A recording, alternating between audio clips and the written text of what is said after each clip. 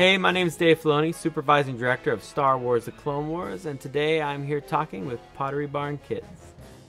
Boy, watching Star Wars as a kid, the thing I remember most was probably, the action at first, the sense of adventure, the excitement. I mean, it was really action-packed. There were a lot of things coming at you really fast, and no one had seen the type of effects, the visuals that Star Wars presented. So the whole thing as a kid was just literally out of this world, and I liked that I could relate to these characters so well that even though it was so far out, that all the characters felt like people you knew. It still really holds up today. It's so timeless. It's a myth.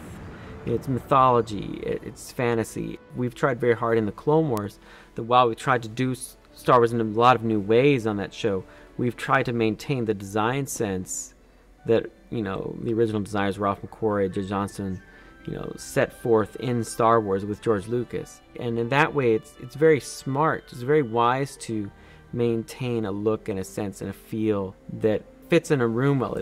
Because it's so timeless. It doesn't say it's from the 70s. It doesn't say it's from the 90s. It's just Star Wars. The Pottery Barn collection for kids, it definitely honors that.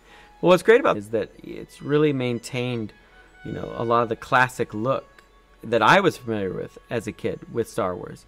And I love that.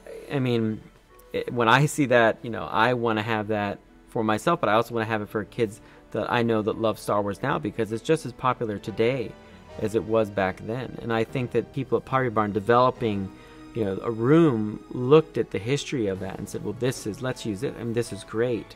And let's maintain this integrity, because there is that sense with Star Wars and Star Wars fans that that's very important.